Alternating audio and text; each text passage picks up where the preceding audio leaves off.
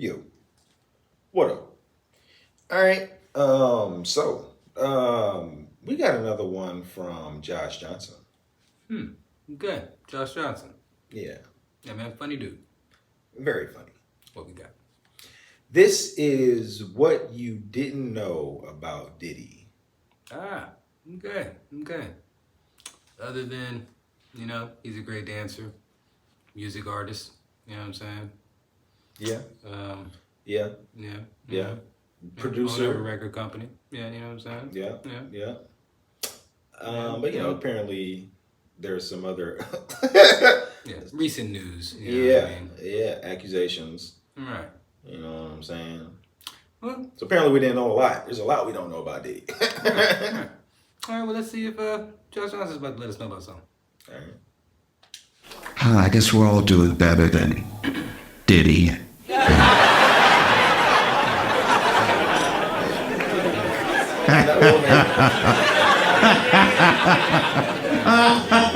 Oh, what a week. All right, if you don't know, I'll try to bring you up to speed very quickly. Basically, Diddy has been the devil for decades. And Damn. it's really only this year that everything's sort of coming to roost, right? It sort of started with a lawsuit brought by his ex-girlfriend, Cassie. And, in the lawsuit is detailing horrific things you will not, you will feel sick if you read the lawsuit. And Diddy said it was all a lie. Just nothing but disgusting lies about his character, and he settled the lawsuit the next day. I don't know about you, but I've never been lied on so hard that I was like, you better stop lying about me. I will pay you as much as you want for you to stop telling me all the stuff I supposedly did. I want to make sure that this is. How much does the check need to be? It won't be in escrow. It'll be in a check form in the morning. But I will pay you as much as it takes for you to stop lying before people start looking into what you said because everybody else is saying it. Damn. Well, no, it's crazy. And even more recently, more allegations and more investigations have been going into Diddy being an alleged, legally you have to say it, being an alleged sex trafficker and everything, to the point where, this week, the FBI raided all of his houses at once, just to make sure, every single one at the same time, make sure he wasn't house hopping or anything, just going everywhere. They grabbed all the homes and the homies and they pulled everybody outside, and it was truly astounding to watch, because if you've ever watched, I watch a lot of news, so I remember the Roger Stone raid. Anytime the FBI or Homeland Security does a raid, it's a weird hierarchy that you notice, because they'll show up to do the raid, right? So FBI or Homeland Security, they'll be fitted up, right? Top to bottom, they got the AR-15, they got the vest on, full body armor, they got the boots, they got the helmet, and then sometimes they actually have backup. Backup is SWAT. So then SWAT is also there dressed like SWAT, and we know what SWAT is dressed like. And then it will just be the regular police.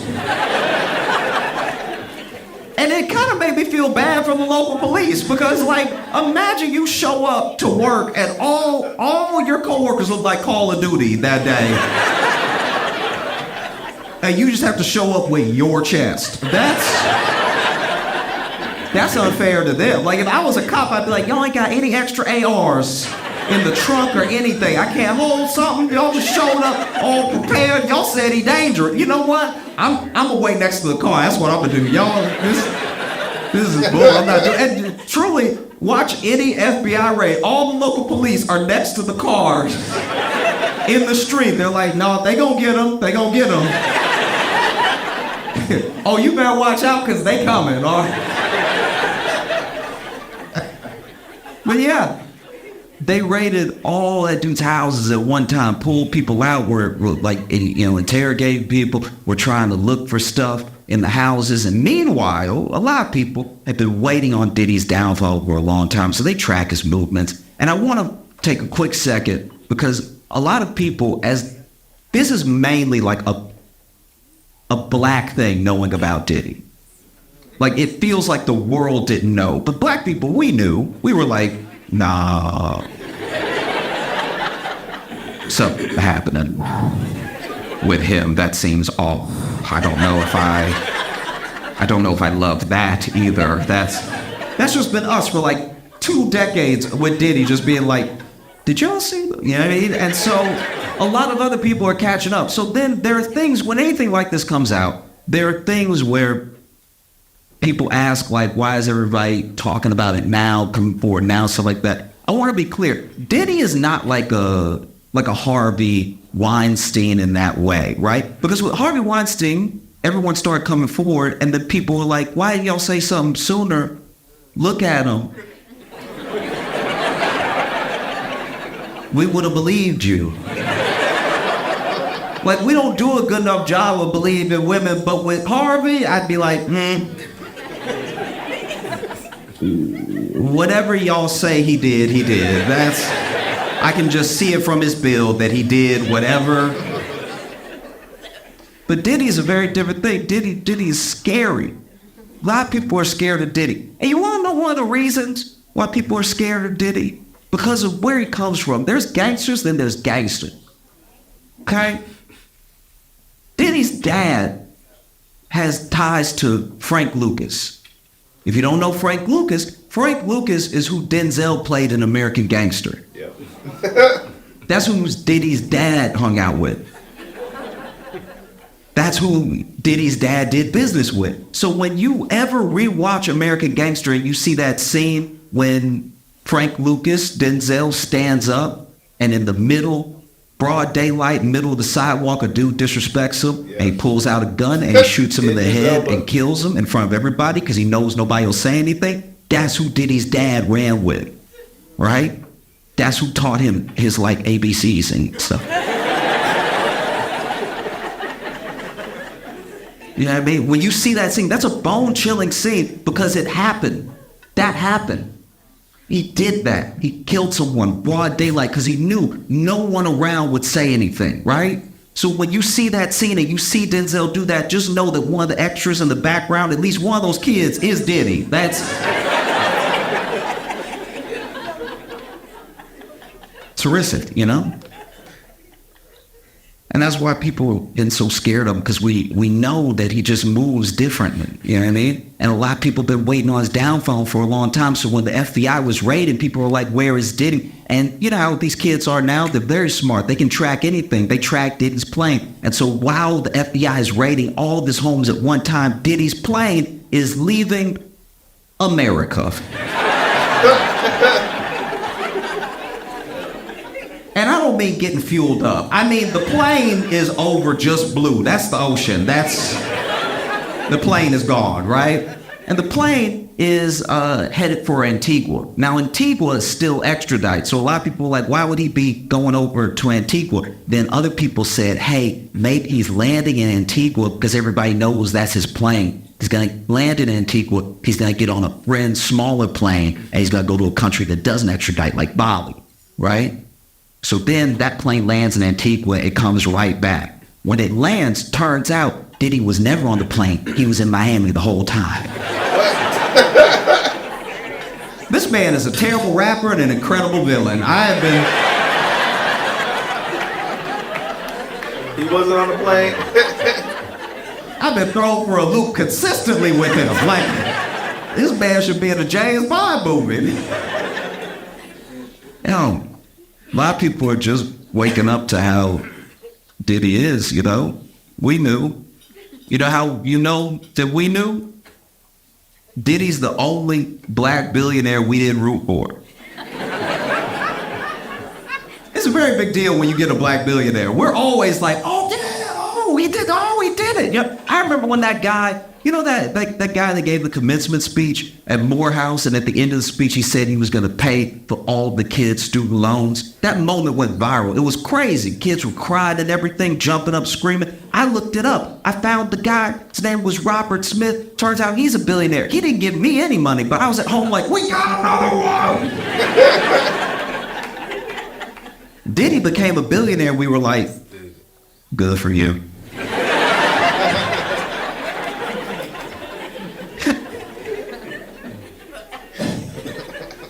I don't know about y'all, but I absolutely love when home drama spills out into the world. Yeah, I mean, I don't watch a lot of reality television, so I love when a real life couple just can't take it anymore. Yeah, I mean, like they have to have it out, and they have to have it out now, and now is here, and here is where I am. So I get a free show. You know? I think it happens a lot in New York City because we don't have space. Like, y'all have real homes here. Y'all can be like, we will discuss this later.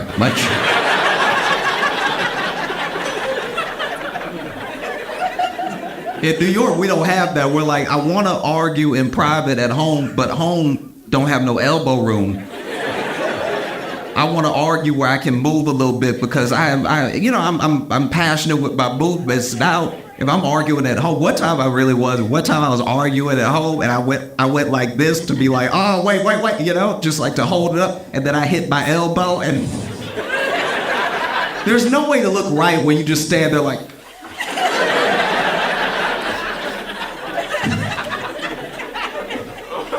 so sometimes couples just have to have it out in that moment, And I was walking. I try to do this at least once a week. I was on a walk with no AirPods in, right?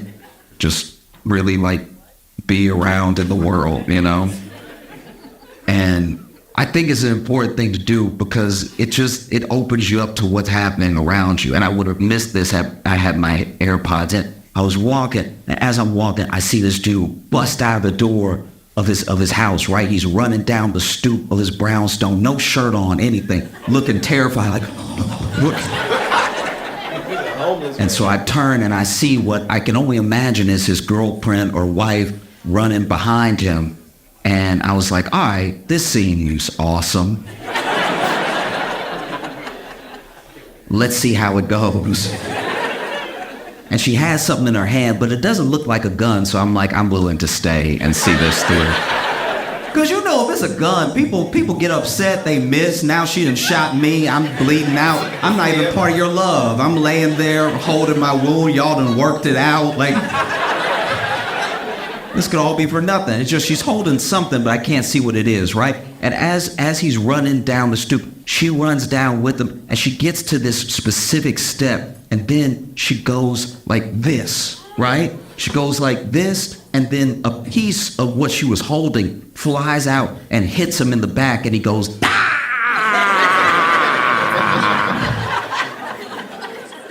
and then she lets go of the other thing that she was holding. It slides down the stairs, and when it slides down, it's close enough for me to see. And when I look, it was the sleeve of a Hot Pocket.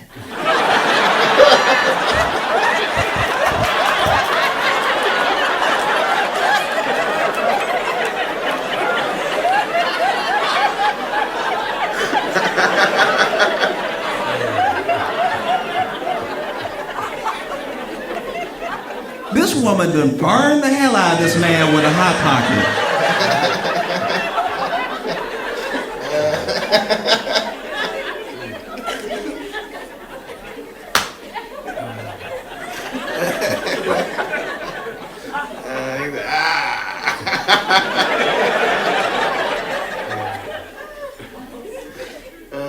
In the known universe,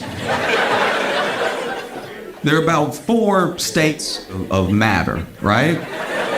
There's gas, there's liquid, and there's solid. There's also plasma. Now, plasma can reach a temperature of about 45,000 degrees Fahrenheit, and just under that. Close second is Hot Pocket juice. Hot Pocket juice must be studied. This will burn your soul. Hot Pocket juice is far too hot. It is absolute insanity, okay? Because we've all been there. We've all been there where you were hungry, you heat up the Hot Pocket, that's gonna be quick, and then you went ahead and you put it higher than the instructions say, because you know when you follow the instructions, the middle cold. So then You put it at least 2 minutes higher than the instructions say because you got a different type of microwave. Your microwave doesn't work like the box says. And so you put an extra 2 minutes, but now we're into heated territory that no one, even the people at the company, are aware of, right? And then you pull the Hot Pocket out, you hold it by the sleeve, and you wouldn't even be in this situation if you could just be a gentleman and wait, right? But you're hungry, you're greedy, you can't help yourself, and so you blow, you do blow. You give it a good try too. You blowing the bread. You're not doing anything for that juice inside. That juice is still bubbling like lava. Wait to bust out. And so then you take your first bite, and because you're hungry, because you're being greedy, you bite too hard, the juice pops out, it hits your lip, and you go, ah!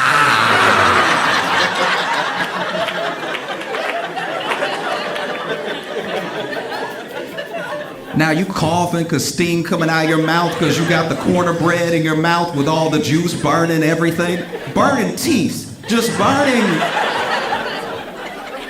Inexplicably, just burning and burning and burning. It's terrible. This woman was running after this man. We don't know what he did. I didn't stay for an interview.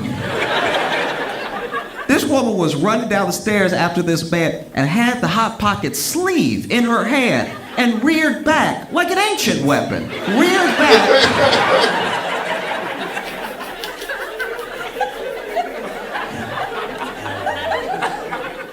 And flung the Hot Pocket out. Flung it like she had done it before. Like, she must be burning him weekly to have this sort of aim. If this was a game show, I could never sling it and hit what I wanted to hit. And she hit, not only did she hit him in the middle of the back. She hit him in the spot. So it's in just enough of a position that he can't really reach it. Like it's not here, it's not here. Like this man is fighting for his life right now. She gave him 32nd degree burns. And my man's like, ah, and I want to help, but I'm like, I'm not gonna burn my fingers, like. And then I had never stopped walking the entire time, but I did take off into a brisk jog. Because as he was holding the railing of his stoop, I saw her lift another Hot Pocket. I was like, let me leave before I witness a murder.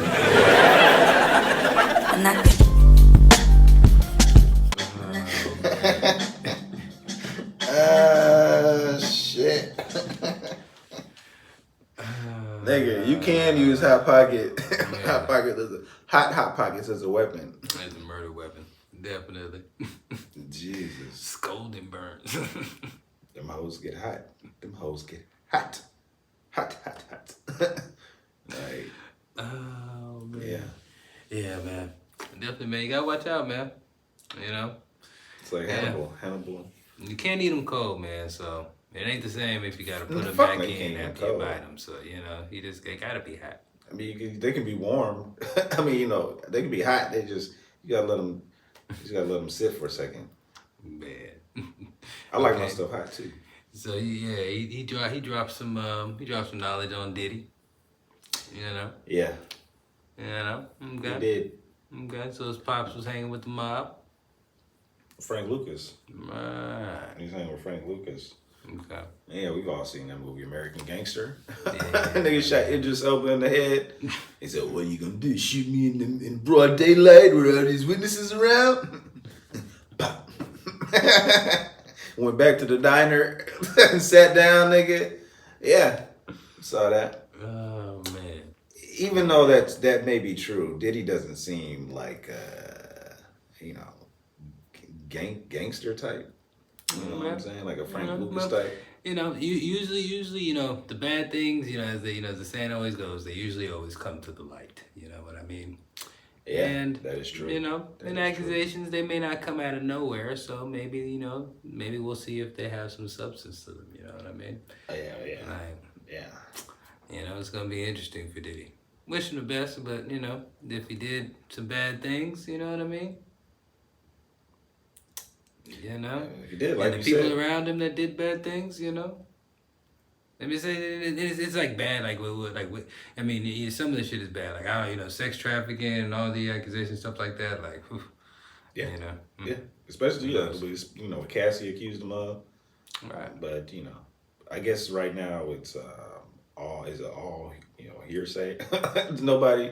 I guess we have to wait to see what happens. Yeah, But man. it does look bad for Diddy. Jesus. Yeah, man. Josh Johnson. Yeah.